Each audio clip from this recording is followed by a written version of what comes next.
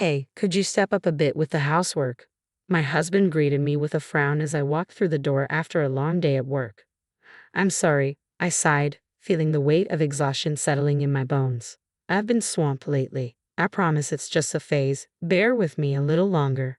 Between the constant overtime and deadlines, I barely have a moment to spare for chores. I've been squeezing in laundry whenever I can, and the vacuuming.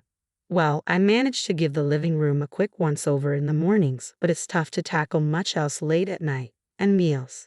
It's mostly been meal prep or takeout. I know I'm dropping the ball on the home front, and it's eating away at me.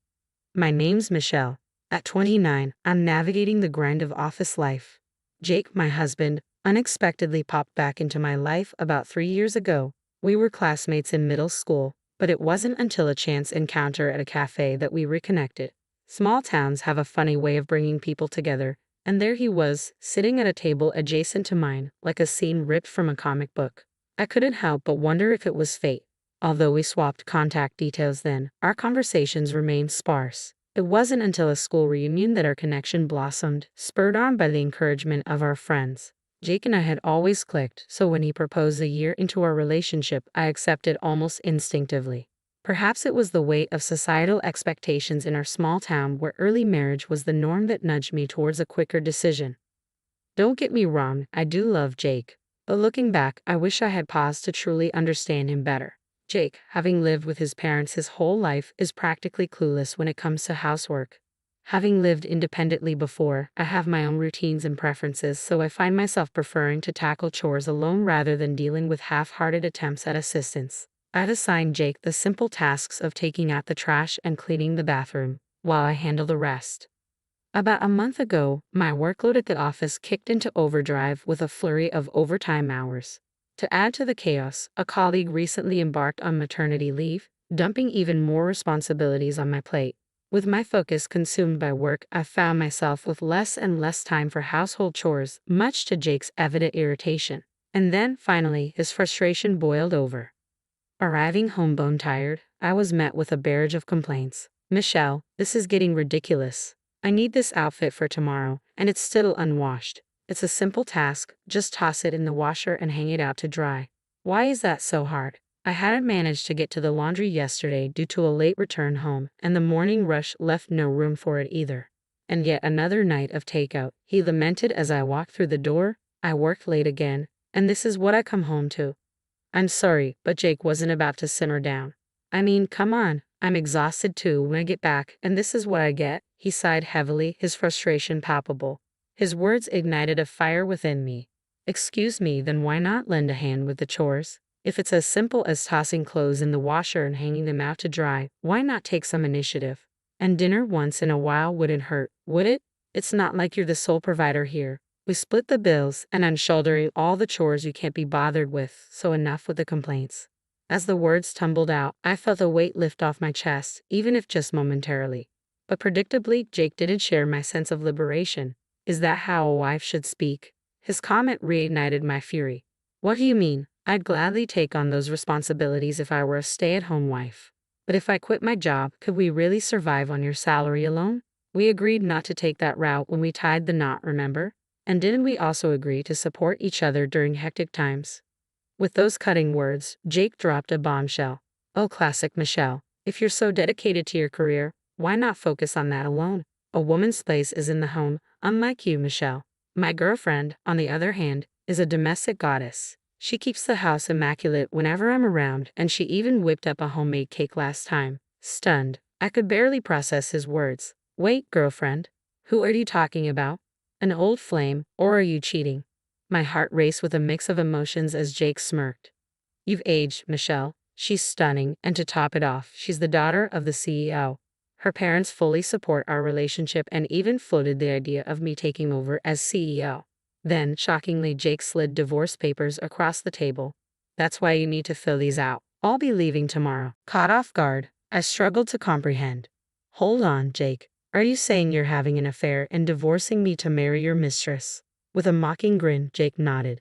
That's the gist of it. I'll even offer whatever settlement you desire. After all, I'm the future CEO. And with that, he left, leaving me in a whirlwind of disbelief. Do you really expect me to just roll over and sign these papers? I shot back, but Jake seemed unmoved. So you're content living like this? In a relationship with someone who's lost all affection for you, or you're left handling all the chores? I faltered, words escaping me. As much as I hated to admit it, he had a point. Our loveless partnership was nothing but a source of constant tension.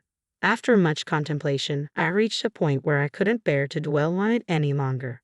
My response came out stoically, fine, but I'll initiate the divorce proceedings once I've sorted out the logistics like asset division and alimony. Work's consuming all my time right now, so you'll have to be patient.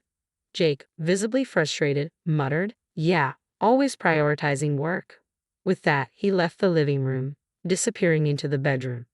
As time trickled by and work gradually eased its grip, I took the initiative to seek legal counsel through a friend's recommendation. The divorce lawyer attentively absorbed my account, and together we strategized to demand a higher alimony than the norm. I had braced myself for a back and forth with Jake over the alimony, but to my surprise, he agreed to the amount without hesitation. Could it really be true that he's being considered for the next CEO? A twinge of regret flitted through me, but I pushed it aside. If I'm getting a decent sum, maybe I should treat myself to a solo vacation and recharge. As the weeks slipped by since Jake's departure and work began to stabilize, the final negotiations for alimony concluded. The once lively apartment now felt eerily empty. It's time for a change, I resolved. There's no reason to linger here. It's too spacious for just one person and feels like an echo chamber. Thankfully, I now have the flexibility to take time off work, so I seized the opportunity to hunt for a new place. Heading to a real estate agent, I swiftly signed a lease for an apartment closer to my office. A week later, I relocated. Since the apartment was in Jake's name, I had to inform him about the move. Almost immediately, he called. Do you honestly think leaving our apartment filled with memories is the right decision? Isn't it lonely living in a strange place all by yourself? You haven't forgotten about us, have you? Maybe it's better to dwell in the past. His arrogance dripped from every word, condescending and dismissive. With each passing day, his attitude only fueled my anger. I realized I no longer harbored any affection for Jake. No matter how many times I tried to communicate that I had moved on, Jake persisted with his conceited remarks like stop pretending or don't act tough. Fed up with the conversation, I asserted firmly, could you please settle the alimony soon? Once that's done, I can proceed with filing the divorce papers. Yeah, got it. I'll settle it within the week, so go ahead and prepare those divorce papers. My girlfriend's parents insist we only live together once we're officially married, hence the hotel stay. Quit my job too. Just taking a breather for now, I guess. It seemed Jake had made the decision to leave his job in preparation for this career shift. Then he drops the bomb about submitting the marriage license, planning a lavish wedding, and moving into his mistress's father's mansion to start their newlywed life. He's in a rush to get that license submitted, claims the families have already met, but something about it all feels fishy.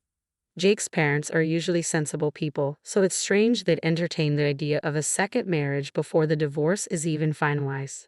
I pressed Jake for clarity, but his response remained elusive, leaving the truth shrouded in uncertainty. Well, perhaps Jake's parents were more eager for his remarriage to a president's daughter than even I realized. I thought I had cultivated a decent rapport with my in-laws, so this revelation was quite disheartening. But it's irrelevant now. I informed him, I'll reach out once I've filed the divorce papers, and promptly ended the call.